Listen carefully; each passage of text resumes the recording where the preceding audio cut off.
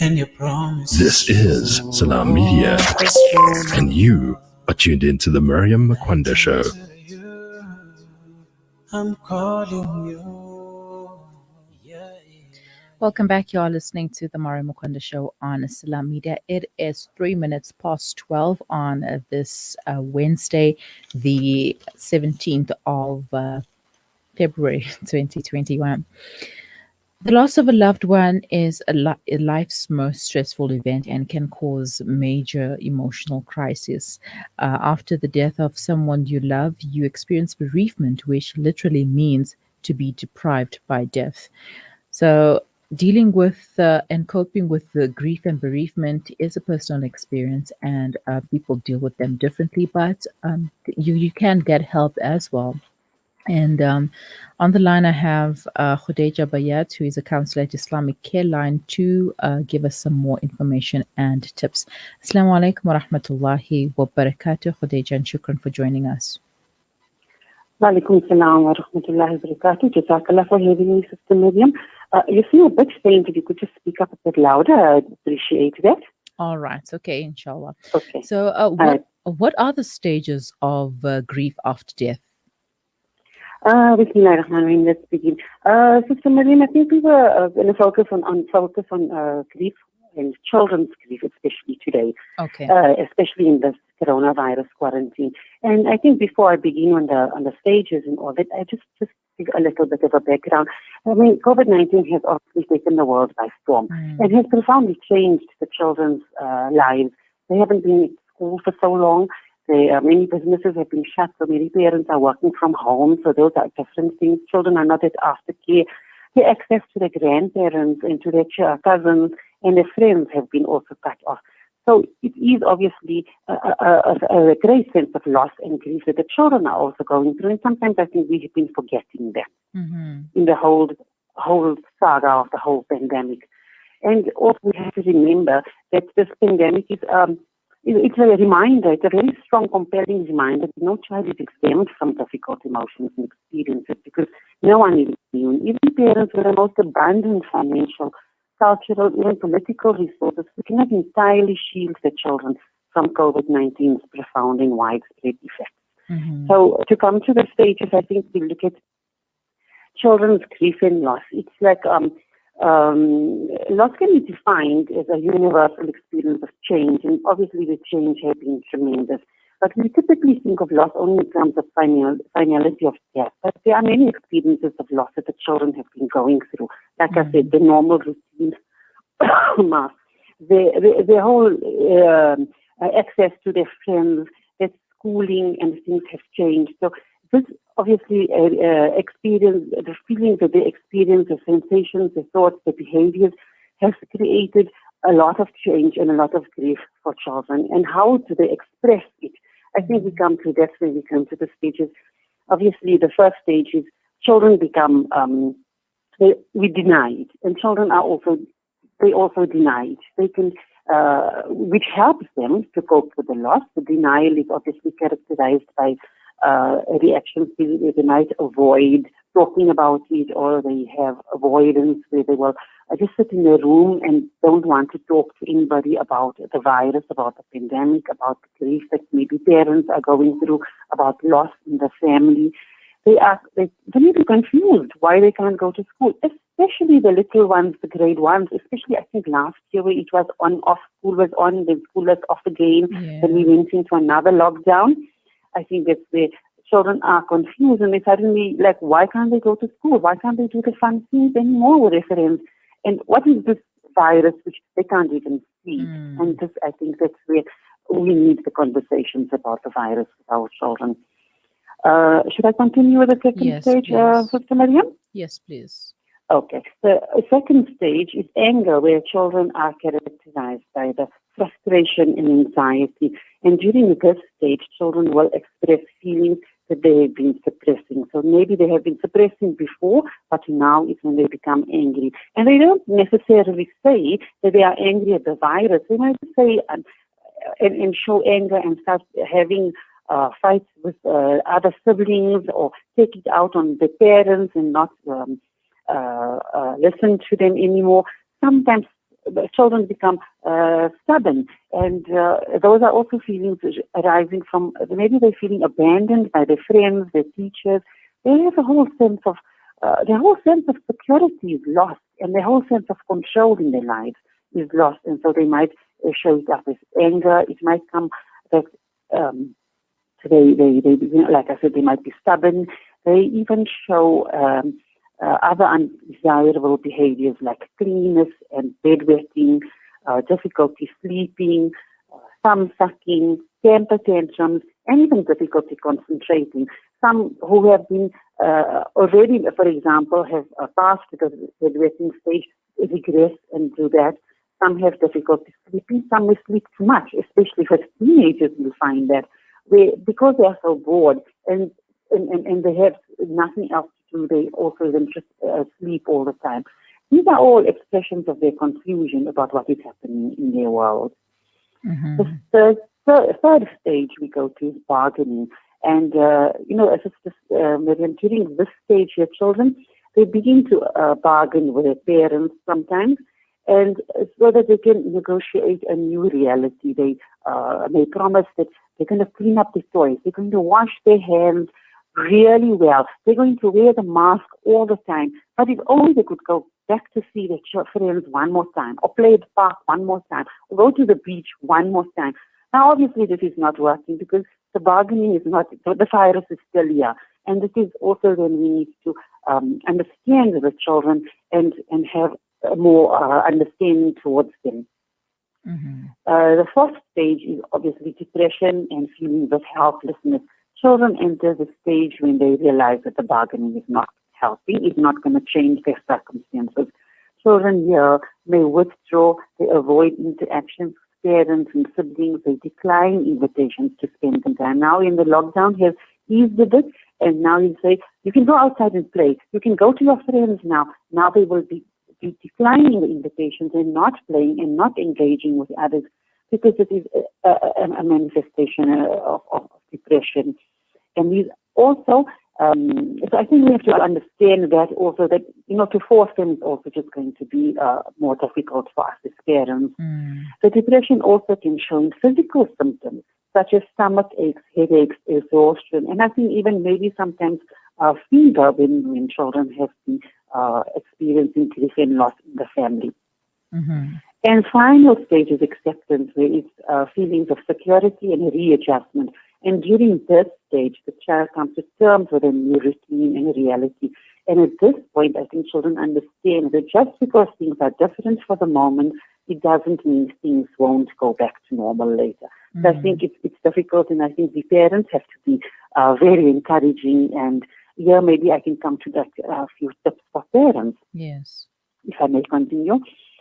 Sister Miriam, for parents it's very, very difficult because I understand, everybody knows, parents are going through their own grief. They are facing the loss of their aunts and uncles, facing the loss of their own parents, sometimes facing the loss of their spouses, and yet we have to still be there for our children. We still have to be strong character for children. But I think we can show our feelings and we can show our vulnerabilities to children.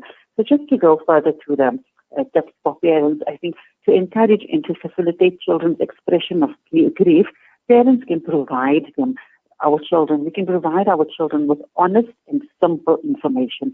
Be honest and give them not an overload of information. Children just need a little bit of honesty. It's sometimes fine to tell the child, mommy's not feeling so well today, just give me a few minutes. So give me the morning and I'll see you later on by lunchtime, I'll be okay. Or things like that. Or when children ask too many questions, sometimes it's okay to be honest and say, I don't know. I don't have the answers. Maybe we can look it up, or maybe we can find out, or just say, what, sometimes we just don't have the answers to it. Children, I think, will obviously value that instead of being shunned away. They will value a simple, I don't know, from a parent. Mm-hmm. So to come to a further, tips for parents, Mark, children need accurate information about the virus and the changes that are happening in their life so that they can avoid filling the gaps with misinformation and increasing worries. Because I think if we confuse the children and they read too much, if they are big enough to read online, they read also all these conspiracy theories and things like that, which increases their worries. So to respond to children's fears and emotions, I think we have to be sensitive to their needs and think about the environment your family creates and maintains. For example, playing the news in the background all the time can feel scary, and children can increase the children's worries and their physical stress and their physical responses to it tremendously. So it's important, I think, to develop trust, and that parents tell the children the truth. It's, like as I said, it's okay to admit you don't know, and it's okay sometimes switch the radio off, switch the TV off, switch the pandemic news off. Sometimes just listening to nizams and things like that, just to have a soothing environment, not to have all the time the blaring news about COVID and pandemic and things like that. I think other tips for parents is stick to our routine. Our children naturally thrive in a routine, especially little ones. They always woke up early. It's time maybe, okay, but now they're back at school. Now they're back at school, so they do have a routine. So it's important for the development to have the routine. And I think maybe there, like maybe a few steps there, just one day on and one day off at school, maybe continue with a routine, even if it's Monday was school, but Tuesday's home, but then Tuesday morning, have the children sit down and say, okay, this is school time, let's do a bit of schoolwork. So that they don't completely go off routine and then they must go back to routine again the next day. That is very, very confusing and sometimes frustrating for the children as well. And also for their self-regulation. So I think, when we change the routine too much, we can create a sense of loss of control. And this also causes children's behavior changes. Some structure and over their daily tasks helps them, and setting expectations what they need to do. For example, they need to accomplish in their day reading a chapter or a short story or doing the sabbath, because although they don't have madrasa today, they must do the madrasa work in the morning or in the afternoon. And although they don't have school, they must do this little bit of reading and schoolwork. This provides them some support for self-regulating their difficult feelings such as for loss and fear. And I think also it's important, although we know children are resilient and they can get through the scary time, but we need to be the supportive ones for them. We need to see their non-verbal cues. We can, as parents, obviously create a warm and loving environment. And I'm saying this, I know it's not easy for all parents, especially parents going through their own difficulties and their own grief and loss. But just sitting next to your child and hugging your child makes them feel safe. It allows them then also to freely express their emotions. And children also, I think, sitting down, sometimes just sitting at the supper table together, although maybe you didn't have that routine, but coming back to the routine, they're sitting at the supper table, just asking them, what did you do today? Even though you know they did nothing. It just gives them a time to express themselves. And also then to freely express the emotions. That is the time I think as parents have to remember, I think we have to talk less and listen more to our children. Children, I think, also then express themselves through drawing or writing or singing or dancing or crafts. And I think that is very important maybe to do, is even though they might have the day off from school and they might have done their homework and things like that, maybe just to encourage them to draw or to write in a journal and things like that can also help them to experience this loss and change that they are going through in this unpredictable and unknowable time, So it's be kind to them, be kind to yourself as well, obviously, but allow them the space and the time to experience and process their own grief and experience. And as a parent, obviously, we need to listen and love and encourage expression in any way that it's comfortable and healing to them and to you as a parent. Okay, Sister Khudeija, we're going to take a quick break, and when we come back, we will continue with this discussion, inshallah. Stay with us. Inshallah. As winter grips the Northern Hemisphere, refugees, IDPs, and other vulnerable communities are doing all they can to survive. Winter is already the hardest time of year, and in the current global context, this year could be even worse. With your help, the Al-Imdad Foundation is delivering life-saving winter warmth items in 12 countries globally, including Syria, Palestine, Yemen, Kashmir, and Pakistan. So be warm-hearted and sponsor a winter pack at just 600 Rand. Donate online at alimdad.com or call 0861 786 243 for more information. Shimmer, sparkle, captivate. Nothing less than a masterpiece. Droplets of gold inspires precious design. Platinum bursts with intricate freshness. And every pure diamond becomes more than just a girl's best friend. Voda Gold Gem Jewelers, where timeless dreams become a reality. Come to us.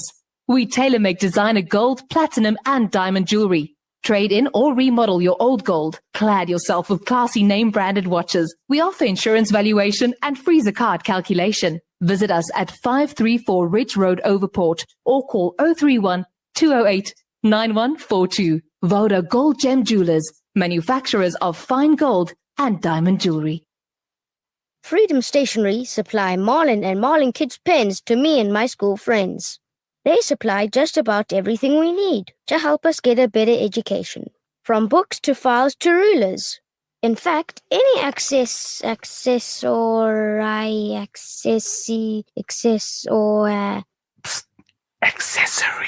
any accessory we need. Freedom Stationery. Education for the nation. What does accessory mean? This is Salam Media, and you are tuned into the Miriam Makunda Show. Welcome back. You are listening to the Miriam Makunda Show on Salam Media, and joining me on the line is Sister Khudeija Bhyat, counselor at Islamic Careline. And today we are talking about dealing with grief and bereavement, especially amongst children during this time of COVID-19. It has been a really stressful time for everyone, not just the children, not just the parents, but everyone alike. Some people, in fact, have even had to deal with losing employment, losing jobs, and they were grieving in that way. So there are different ways that people can grieve, but in this case, we're talking about dealing with grief and bereavement. Sister Khudeija, shukran for staying on the line.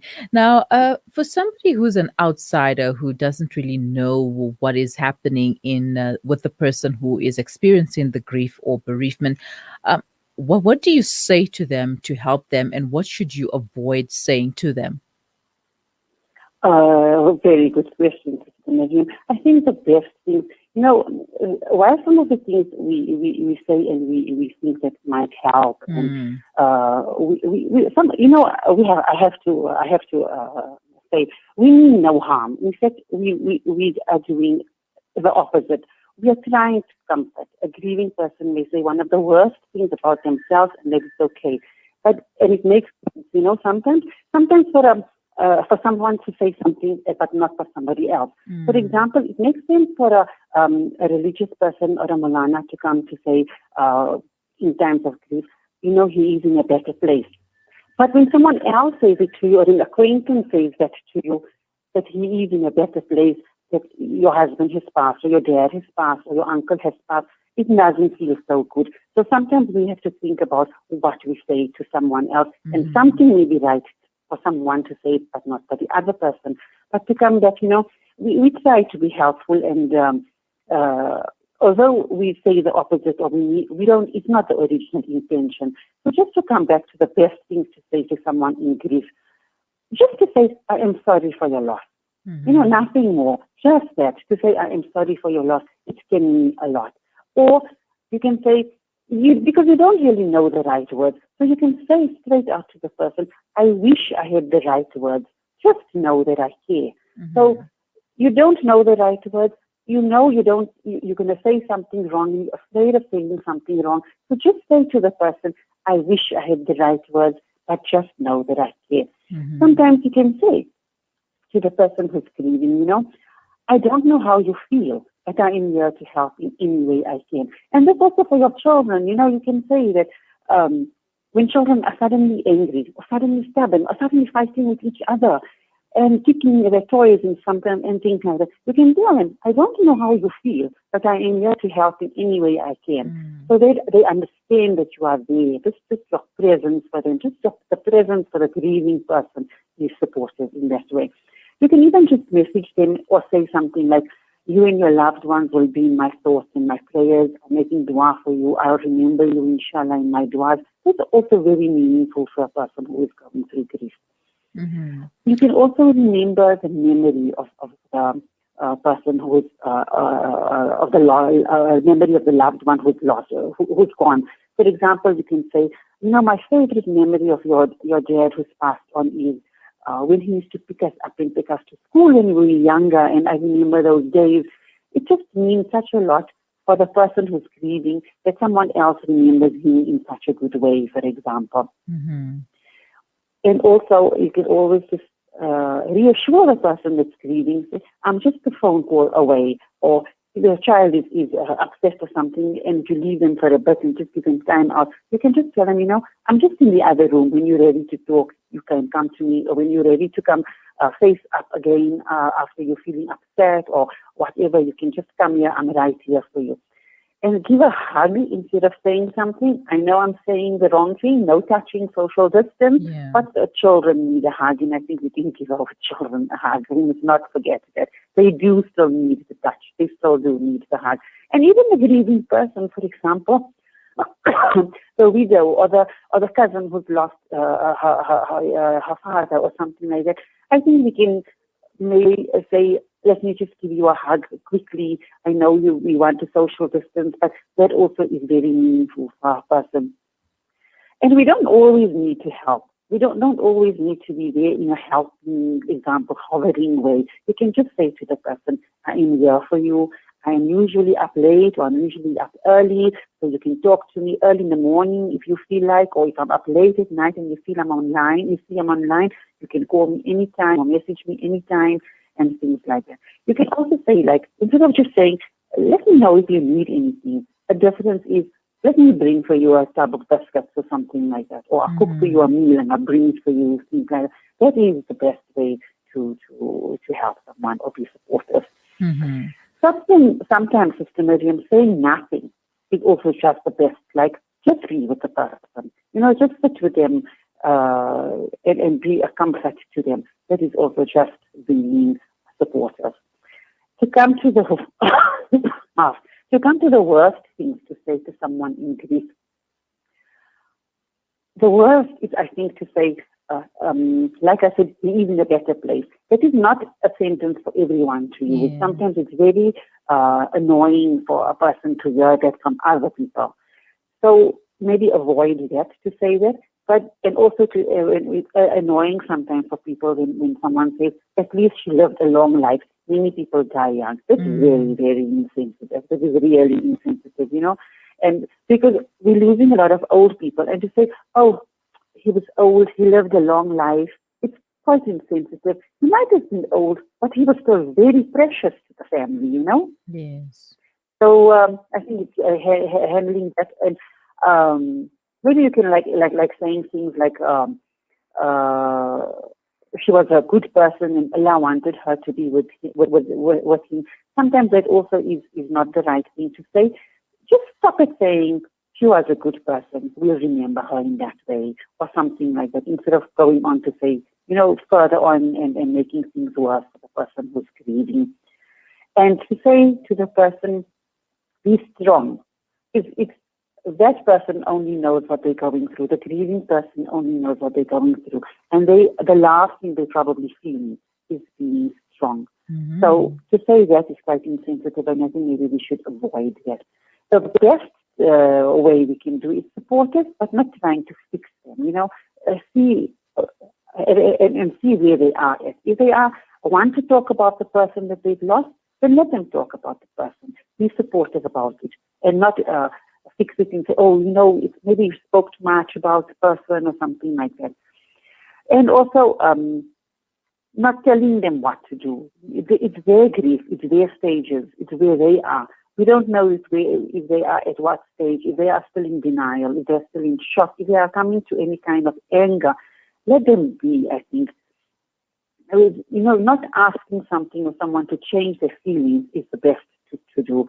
and also not to be time limited. For example, we can't judge. It might be 6 months and they might still be very angry or still very in shock. So we can't say, we can't hear much grief. There is no limit to it. Okay. All right. Sister Khudeija, well, unfortunately, time is not on our side, but quickly, when will a person need counseling or therapy for grief or bereavement, grief and bereavement, rather? Sister Nadim, I didn't hear the question again. Say again. When will a person require counseling or therapy? I think a person will know, and the family around will know that they might not be handling it well, especially for children. They might be their grief may be manifesting in many destructive ways.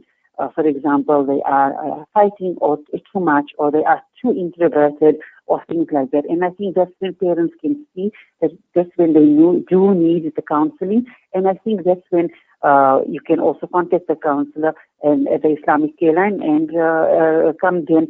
You know, only the family can know the child. I'm talking about children themselves. But when for adults, if you feel like you're not coping, you feel like you really what you are saying to others in the family or to your friends is not helping, and you need someone to be objective to listen to you, someone who will be supportive, someone who will be non-judgmental. Maybe that's the time when they can think of coming in for counseling. Inshallah. All right. So shukran so much for your time, Sister Khudeija, and for giving us all of that information. I hope it does go a long way into helping people deal with grief and bereavement. Assalamu alaikum wa rahmatullahi wa barakatuh. Inshallah. Jazakallah for having me, Sister Maryam. Assalamu alaikum wa rahmatullahi wa barakatuh. Wa alaikum assalam wa rahmatullahi wa barakatuh. Sister Khudeija Bhyat, counselor at Islamic Careline, taking us through dealing with grief and bereavement. I know some words that people like to say, be strong, let the people deal with their grief, even if it takes them 3 years, even if it takes them 5-6 years, let them deal with their grief in their own time, okay? Because everybody deals with grief different. Everybody is different. Nobody is the same. So as long as they deal with it, you know, there is a process to it, and we went through the stages with Sister Khudeija. And if you've missed it, it is available on Facebook. You can listen to it later on. And send us your comments or questions. Just click on the comment section on Facebook or send them to us on WhatsApp. The number is 0617660355. Do stay with us. We'll be back after the break. Connect and stay ahead.